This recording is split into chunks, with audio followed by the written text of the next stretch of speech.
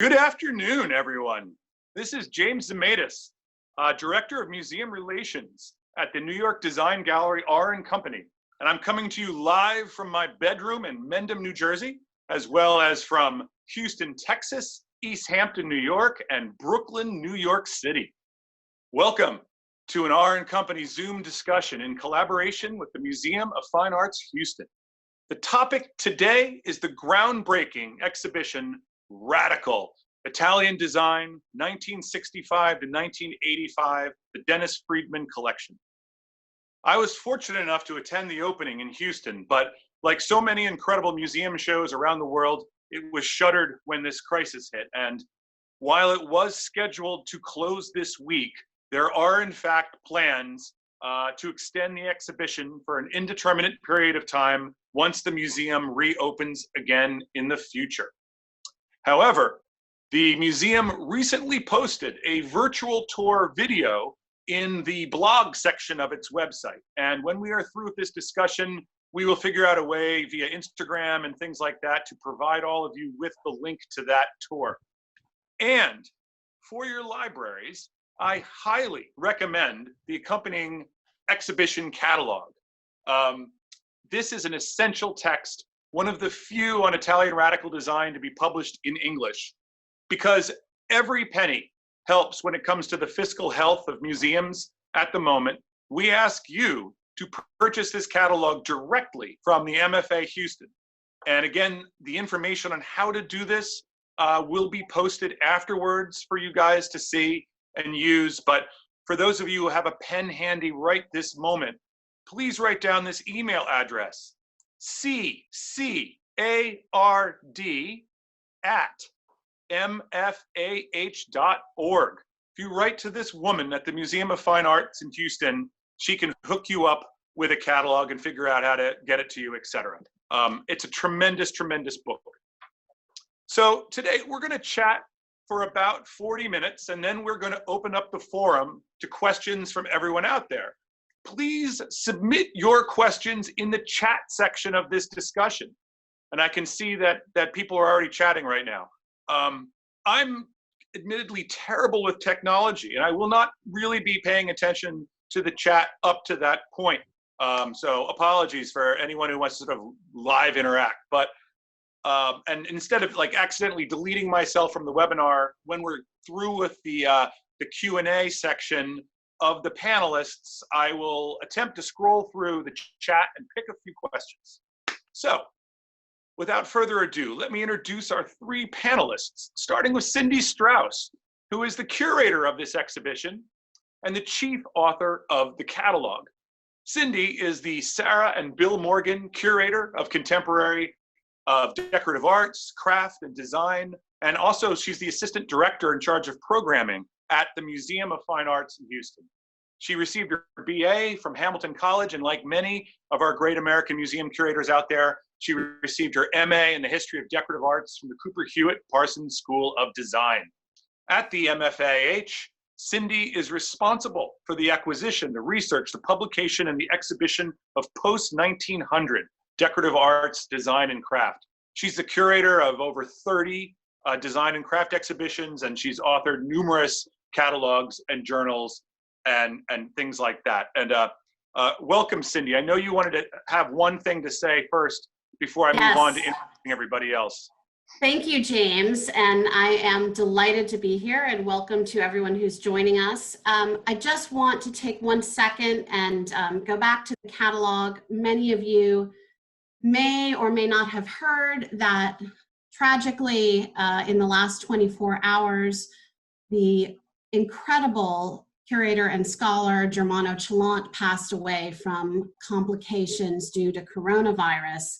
He was a contributor to the catalog. His essay is phenomenal. He was a young curator, thinker, and writer during this period. He lived it live, and he was the one who coined the term radical. So it's just an incredible loss. I had such a privilege of working with him on this catalog, and we just wanted to take a moment to remember him, and also just say how important he is to the field of design, as well as contemporary art. Thank you, Cindy. And it's a terrible loss.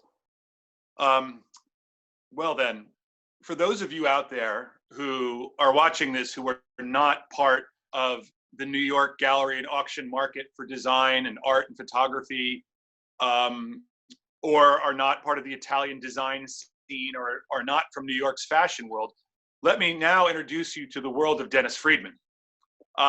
Now encompassing over 200 works, the collection of Dennis Freedman has grown over the past 2 decades into one of the most diverse and significant collections of post-war design in the world.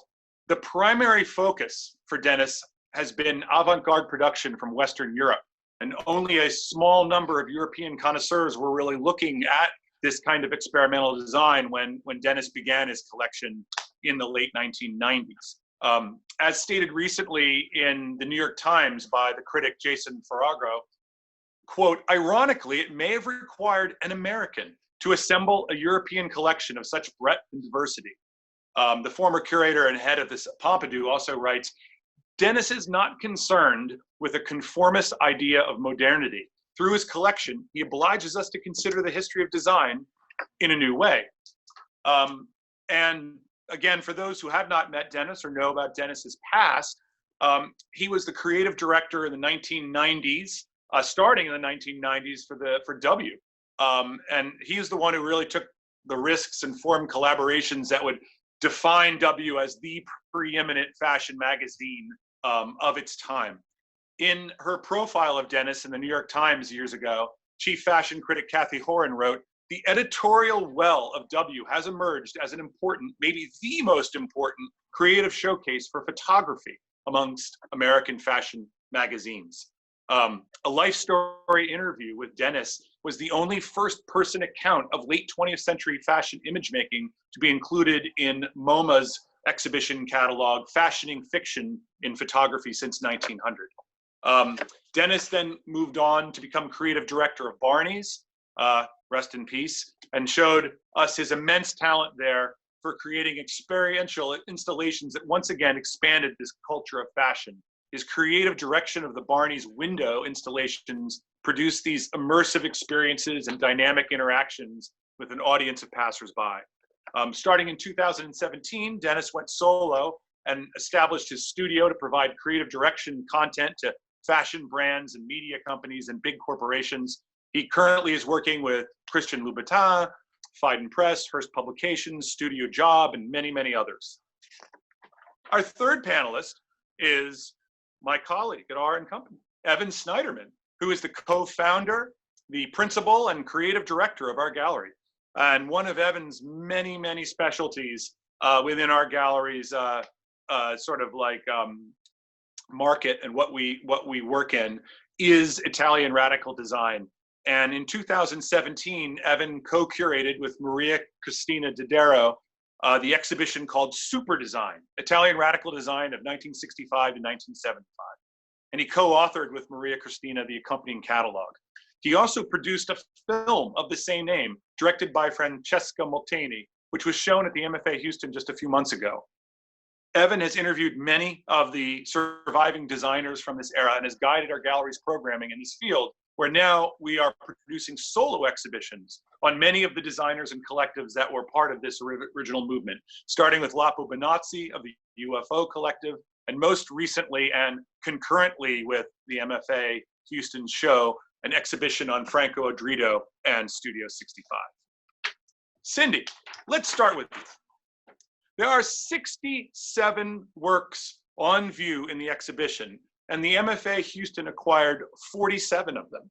This acquisition of Dennis's collection certainly gives the MFA Houston the most comprehensive permanent holdings of Italian radical design in the USA, and really on par with the European collections such as Vitra and the Pompidou. But your interest in this field goes back several decades, and I distinctly recall you curating exhibitions years ago on Gaetano Pesce, for example. When did this specialization begin for you? And does it predate your tenure at the MFA? What was the first design in this genre which you acquired for the museum? We're going to show some things while you talk now. Okay, great. So we do have, I think, the most comprehensive collection of Italian radical design in the United States, and certainly one of the top ones in the world. This is an interest for me that goes back for decades. But when I joined the MFA Houston in 1994, there, like other American museums, there had been a couple of Memphis objects that had been acquired previous to my arrival. But the first earlier work that came into the collection was in 1994, which was Joe So. Wow. The Maryland's Lips came in 96. The Gaetano Pesce prototype for the Pratt chair that you see on the right-hand screen, I acquired in 1998, which became, as you said, a focus on Pesce, and that did result in a small exhibition of his works. But of the museum's collection of Italian radical prior to Dennis's incredible gift, and as well as making objects available for acquisition, the collection was truly built starting in 2002. So it's been for an emphasis for at least 18 years. And we really focused on the pre-Memphis period. So that sort of 1967 to 1980 period. Excellent. And I think we have another slide here as well. These are a couple of the other works that predate Dennis's arrival into the collection right here as well. I should say that we focused mostly on furniture and lighting, as Dennis did, but we've also been able to acquire objects and some textiles to have a full rounded look at this incredibly fertile period in design history. And it's one that you don't see represented strongly or sometimes even at all in American museums. So it's really become a calling card for our collection, and the objects are installed not only with other design, but also in conjunction with contemporary art of this period. Gotcha.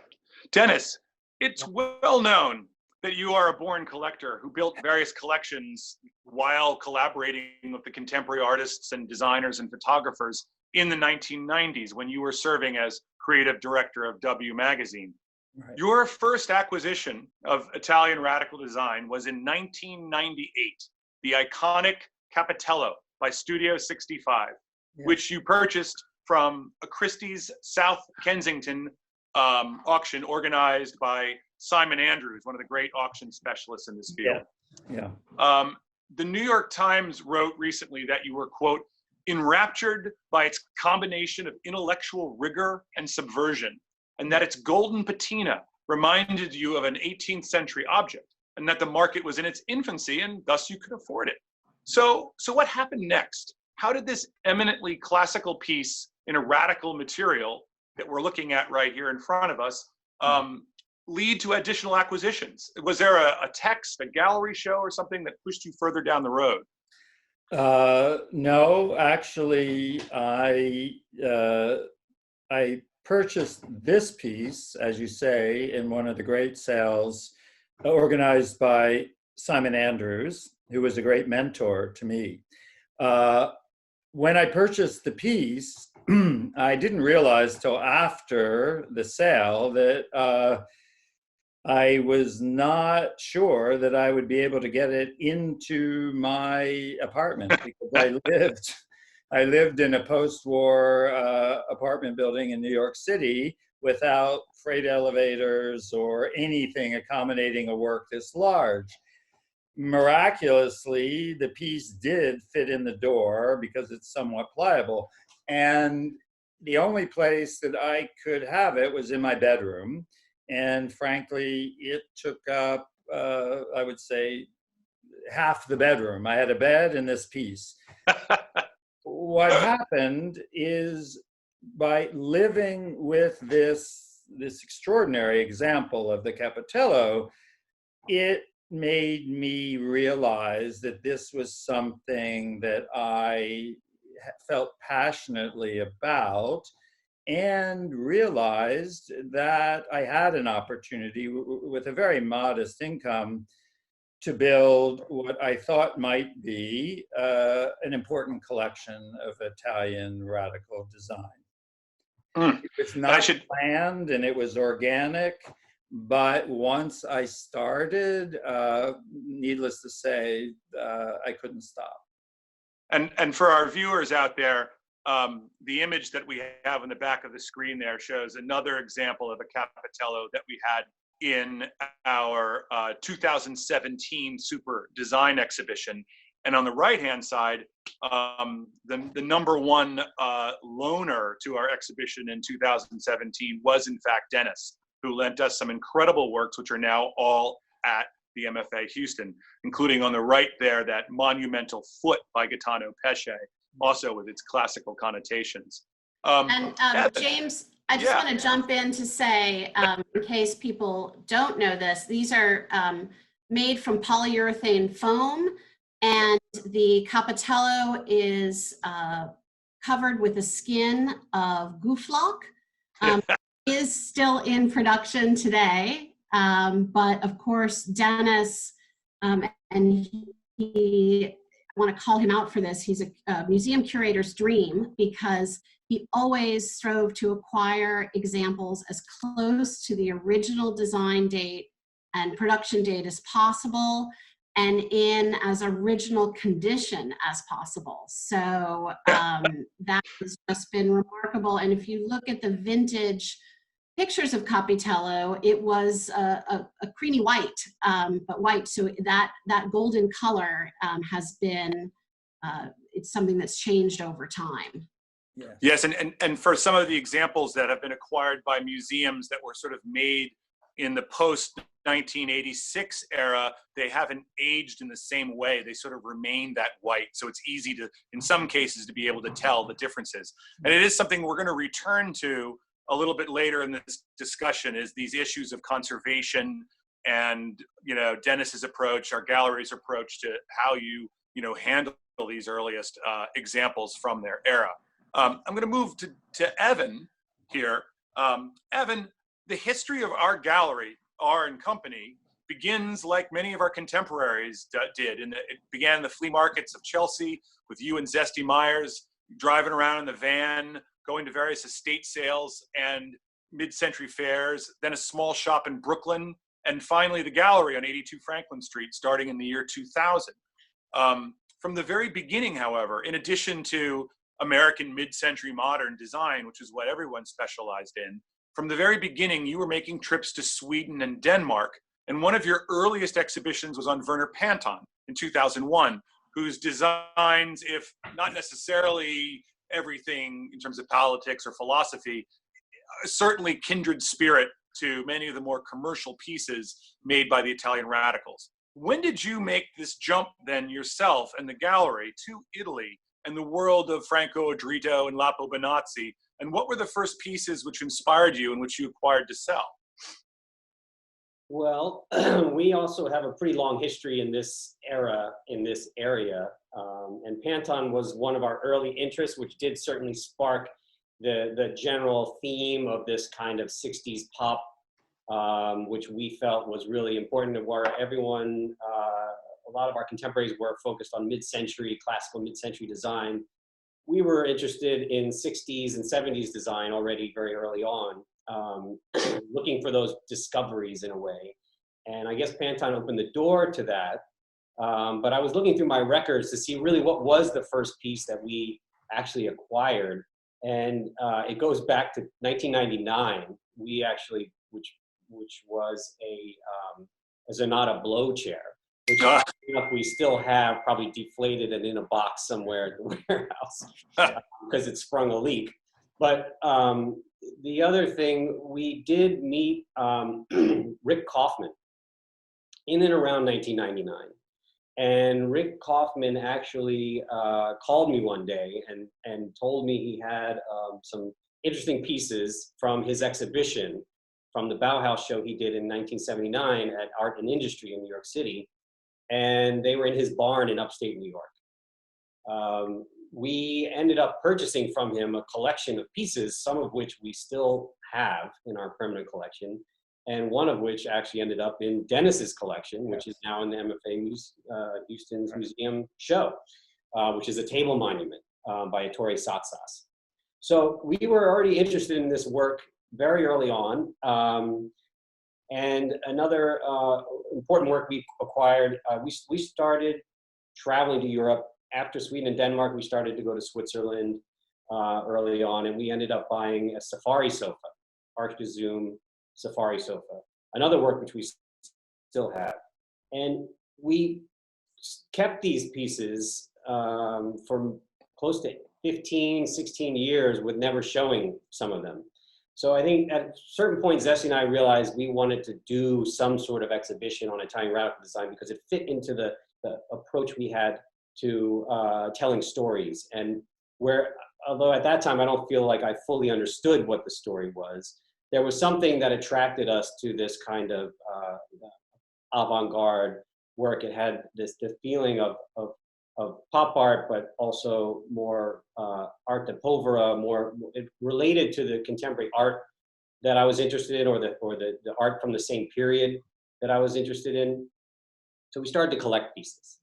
And it really took us that many years until we felt like the time was right. And we started working on the Super Design exhibition when Maria Cristina came on board to help me put that show together. And we spent 3 years traveling around Italy. And that's where it really became a much larger focus for us, and where we started to really understand and learn the stories and the histories, and the timing is everything when it comes down to creating, a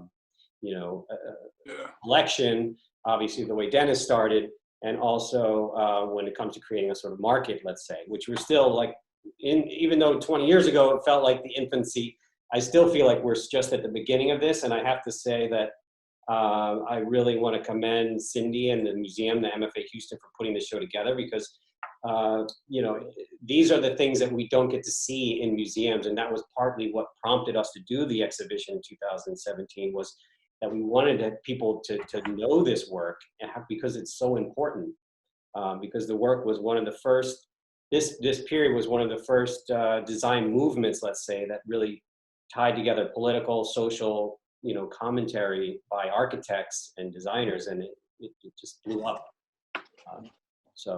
Yeah, and what we're looking at here, folks, online here, is images from that show, both the previous slide and this slide from the Super Design show, with again a profile shot of the Gaetano Pesce up foot, which is now in the MFA Houston, with Gilardi's pavement above it.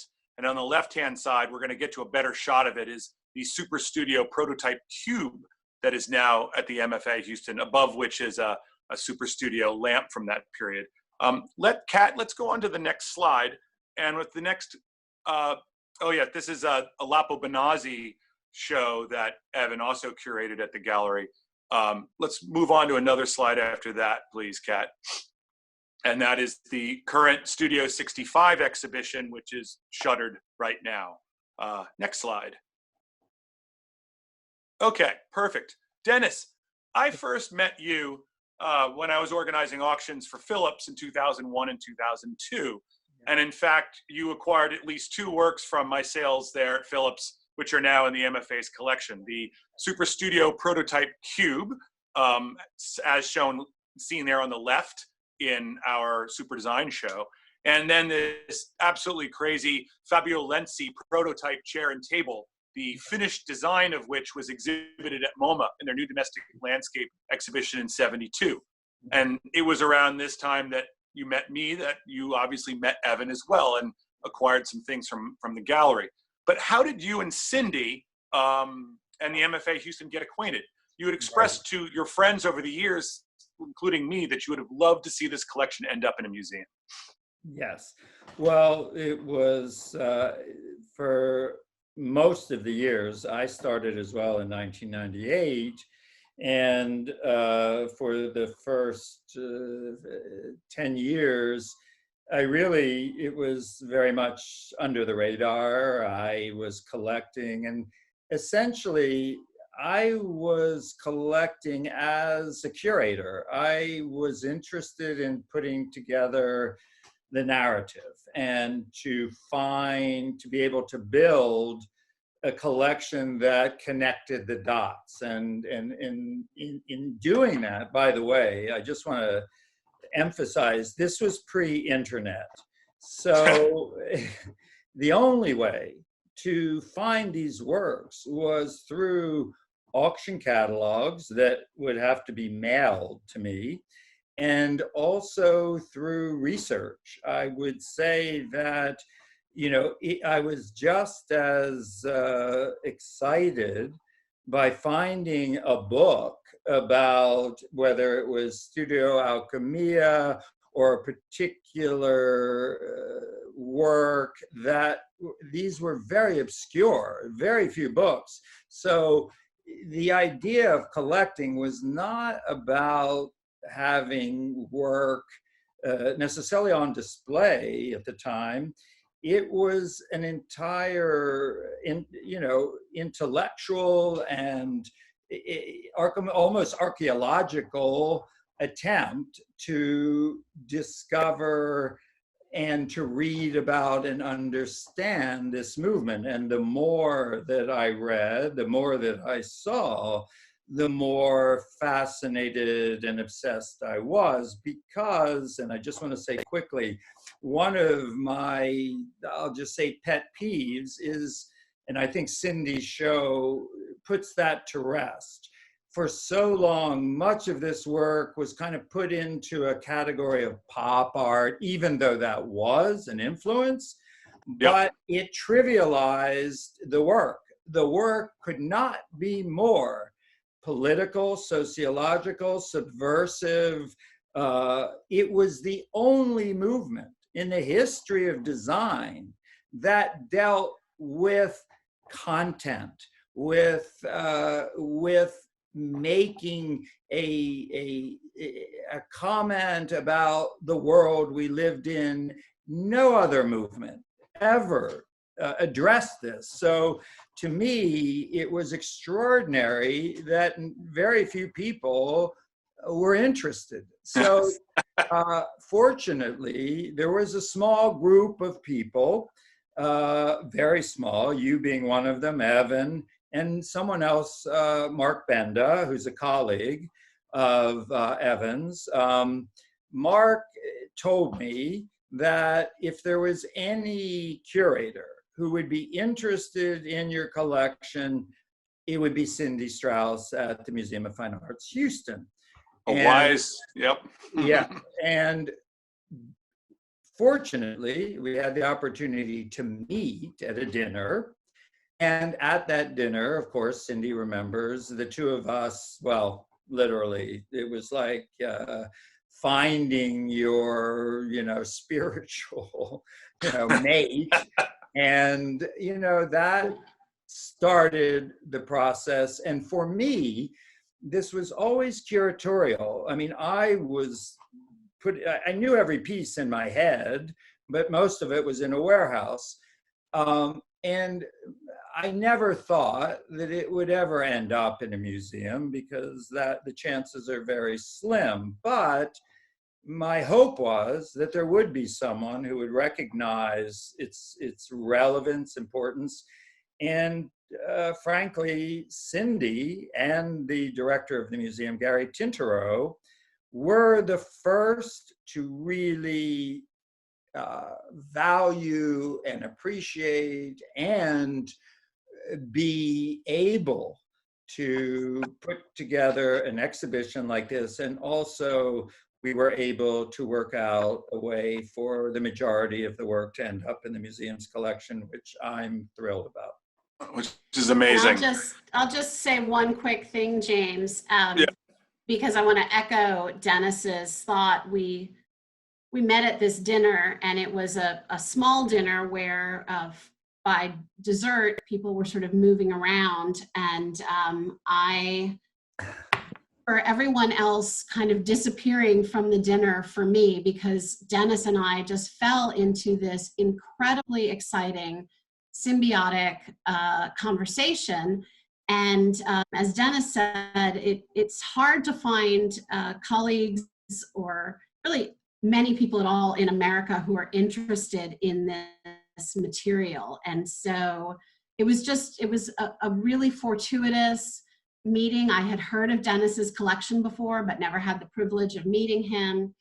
And I think that we have just had this really beautiful partnership, because it's one that is about the intellectual underpinnings of this movement and the strength of the objects, and having, Dennis having the bravery, if you will, to, as a collector, to, on his own, move into this arena, and then finding out that we were doing the same thing. It just became a really incredible partnership that will go beyond this exhibition and the catalog.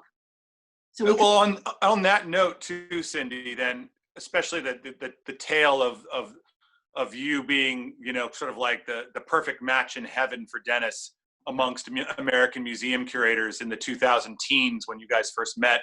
I want to move back to the exhibition catalog itself for a second. The chapter which I absolutely devoured was your essay on the history of how Italian radical design came to America in the late 1960s. And you provide us with a fascinating, in-depth look at the two museum exhibitions which had tremendous impact in different ways. First of all was MoMA's Italy, the New Domestic Landscape in 1972. There it is, the original exhibition catalog on your left there, curated by Emilio Ambaz, which was one of the most popular shows held at MoMA up to that point in terms of attendance. And the catalog, which we see here, is almost biblical in its impact on, well, pretty much everyone participating here and watching this cast here. And you also had the Walkers show in Minneapolis called Sotsas, Super Studio, Mindscapes, which was an exhibition in 1973, which traveled to 7 other venues in the United States heartland, which I find to be completely fascinating. Yeah. But in the late 70s and early 80s, when Studio Alchemia and then Memphis took Milan by storm, and then were exhibited in American commercial galleries such as Art and Industry in New York, American museums, they seem to have been largely absent from the scene. What do you think happened there after the 70s? Why do you think this was the case? Well, I think there are a number of factors that go into it. And, there'd been not a huge amount of research on the impact of this material, and particularly the exhibitions from the period in the United States. And I've been very fascinated by the fact that, there was not a lot of material in American museums, not a lot of collectors of it, and why was this? There's no question that MoMA's show was revolutionary. And it was divided into an object section in which there were 180 Italian designs. Only a handful of them are what we would consider radical.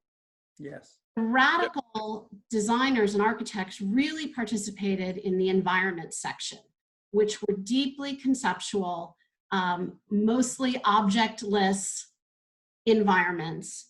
There's a lot of theory written in that catalog that can be really dense. And people in the United States just didn't really know how to interpret it. They were much more comfortable with the object section, where you could have the new plastics furniture, the new Italian Baldacchino style. But if you read the reviews from that time, you have these great quotes from people like Ada Louise Huxtable, who says, "A chair is never going to be a chair again." All of a sudden, there's content in it. And it was really the environment section that got most of the commentary. Even people talking about how brave it was for MoMA to do this show, MoMA as the the chief cheerleader in the US of the Bauhaus to do something that was so deeply conceptual, theoretical, and objectless. And that the Minecraft show that the Walker organized, which traveled, as you said, to the heartland, mostly places that had progressive architecture schools. This was a completely objectless show. It was collages, it was watercolors, it was slides by Sassen Super Studio, which kind of confounded people even more. Yeah. So by the time you have, from my perspective, you have Studio Alchemia coming and early shows to art and industry. That is even a step further from some of the designs that were being made by Gouffram and Poltronova that were shown in Italy, the New Domestic Landscape. It's a step further in terms of the development of a design vocabulary. They are challenging pieces, and people had a hard time figuring out how they functioned, because function isn't the most obvious thing about them. And also the aesthetics. I think that Rick Kaufman and Tracy Rust, who opened Art and Industry, they tell you all you need to know about the reception of this material with their motto for Art and Industry Gallery, which was, don't be afraid to use this in your house. Yeah. So, I mean, that really sums a lot of it up. And I think that people were confounded by it. And also it was hard to see in the United States, even though Charlie Stendig imported a lot of works. Yep. Gouffram and through Dino Gavina, but even he sort of changed their titles and had witty quotes about their function and their design to try and make them more palatable. But really, during the period, this is, progressive architects and designers are the clients. And I would just lastly say that by the time you get to Memphis, Memphis was such a press hit. I mean, everywhere there were articles promoting it. But also in the promotion of it, there was an inherent criticism of the aesthetic. And I would suggest, though I don't have any hard evidence to prove this, that even for people who would have been receptive during the period of aesthetic, the kind of general press tone that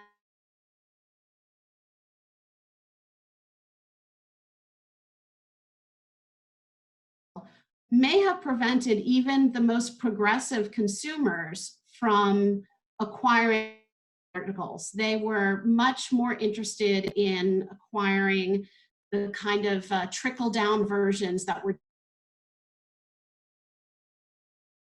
Right. And it's funny to go back to a footnote in your essay too, that the remarkable thing that you uncovered, that after MoMA had their New Domestic Landscape exhibition, rather than accession the physical objects that are part of the show, they instead actually decided to have an employee sale of them. And which is remarkable. And also is another reason why today, while MoMA has in recent years acquired some early works again, they still are now far behind where the MFA Houston is. Yeah, it was surprising, and they only acquired a handful of pieces. Famously, Emilio Ambas kept the Moloch lamp, Gaetano Pesce's giant lamp, in his office after the show. I love it. Dennis. I was going to say there's so many points I want to add to from what Cindy was talking about, and just quickly, the idea of this whole body of work being considered a movement, I think, is very important. And I think that that's something that wasn't really discussed so much at the time. And I feel like it's something that a lot of the people listening in now could really think about reconsidering this period and this body of work really as a movement, because there was so much happening where these designers, these groups, these sort of subgroups were writing manifestos, as there was so much written into the concept. And it was really the first anti-object making sort of movement in a way. They weren't producing anything commercial, which is another reason that so much of this work now seems so important, because so little of it actually survives. So little of it was really even produced. Evan, you've led me perfectly into the next slide here, actually. Right. What to kind of wrap up something that Cindy was saying earlier and stuff, but to talk about object versus anti-object, and moving forward, what museums have to deal with. What we're looking at here is the classic cactus coat rack, two examples of which, designed by Guido Drocco and Franco Mello. On the left-hand side, we have an early flocked example that was part of the line that was distributed here in America by Charlie Stendig. Yes. As Cindy mentioned, who was one of the kind of the big retailer of this challenging work in the early 70s, albeit often renaming pieces, popifying pieces, making them more consumer friendly. On the right-hand side is success. Yeah, very limited success as well. And this one on the left is Dennis's. It's the one that is in the MFA Houston, and it was loaned to our Super Design Show in '07. On the right, you see the 1986 Studio 65 reissue, where you have the application of the goo flack lacquer that Cindy mentioned before. It's, in some ways, the foam underneath these is still crumbling. And over time, there are still issues with these things, although, as you can see, there's a much brighter color and better preservation to it. Dennis, your collection is largely focused on these earliest examples of each model, as well as unique pieces and prototypes, which means that the MFA Houston's conservation department must have bought into this challenge. Tell us a bit, Cindy and everybody, how are you going to handle this collection over the years? I think one of the things that's most important, especially looking at these two pieces, which really, I have to say, gets to the core of my approach. It turned out that I was very well aware of the 1986 version, and to be honest, it's still in production. It actually held very little interest to me. It turned out that in a very small auction house in Pennsylvania called Rego, I saw a very graph of the one on the left. Yeah. And I was just completely blown away and thought, really did not know the history of it. But in researching it, I found out that, in fact, that one is the one owned by Charlie Stendig. It is his piece. And in investigating it, I, as you said, discovered that only a very small number of those hard flocked pieces were produced for Charlie. And if you see it, the sculptural intensity of the one on the left is so much more subtle, so much more sophisticated. There is no comparison. And that was exactly what I look for. And fortunately, the only other example I'm aware of that I've seen has deteriorated, where Charlie's, this one, is almost in exquisite condition, but it is hard, flocked, and it is, to me, one of the most expressive and extraordinary sculptural examples of that period. And fortunately, it's now, of course, in the collection of Houston. And then just one other thing I wanted to say, the interest I had is the whole conceptual ideas that lie behind these works. all of the manifestos, all of this, you know, it was concurrent with all the events of late 60s in America, as we all know. It was a cataclysmic time. Right, right. These manifestos were the first time students and architects started to respond and react to the kind of consumer culture, the bourgeois culture. What's interesting to me is they could not produce architecture. So the only way that they could express their ideas were through objects like these. And the objects were a way of expressing a much bigger conceptual and subversive ideas. However, I think the key takeaway for me, the conceptual idea is paramount. However, in the end, every piece I think I've ever bought is, to me, has to be poetic. And I mean that sincerely. I don't think there's one piece that I've ever acquired that I don't see the poetry in the piece. And I think that connects to the whole historical sort of background of Italian design. Right. Going back to the Renaissance, we're talking about a culture that produced extraordinarily, you know, the beauty is extraordinary. Even with all of these ideas, the pieces themselves have a emotional and poetic quality that's essential. Well, I want to pause everybody right here for 1 second.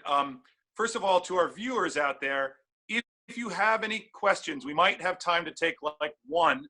It should be the questions in the Q&A section, not the comment section. The comments kind of scroll across my thing and I can't see them. Where the Q&A, there's just one general question that was posed a while ago. And I do want to move on quickly in a second to the more surrealist side of the show as well, really quickly. But Cindy, quick comment here about collecting philosophy for other museum curators out there who are not blessed with Dennis's super early pieces like this. Sure. So, you know, I think that one of the things that every design curator is faced with is how to approach works that have been made for over a long period of time. At the MFAH, we hold a really hard line.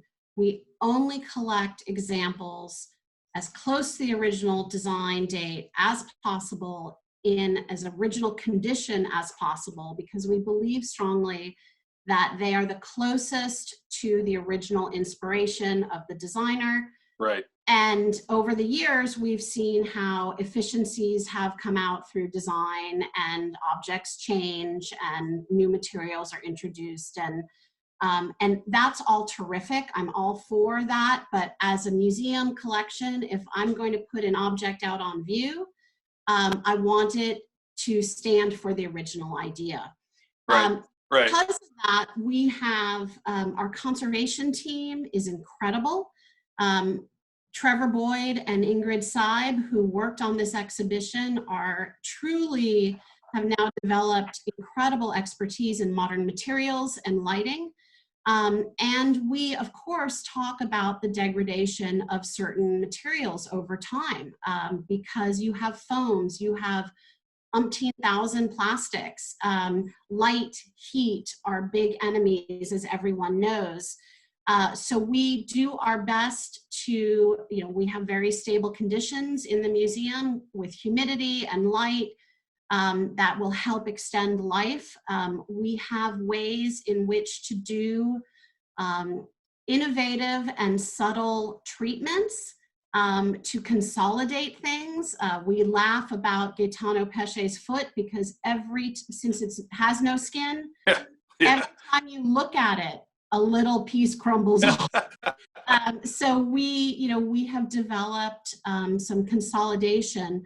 That being said, I think anyone who wants to collect in this area and wants to collect vintage pieces has to understand that there are compromises. There's the right kind of wear and the wrong kind of wear as far as I'm concerned. The Capitello is a great example where, as you said, if you see a white one, you know it's of a more recent vintage, whereas light has made that white goufflac change to that kind of golden tan color. Right, so, right. I have both a very hard line and firm philosophy, but within that there are gradations, and I think it's most important to just also make sure that you do your research and you understand the various production dates and changes that have been made if you are trying to hold that vintage line. Right. Thank you, Cindy. I'm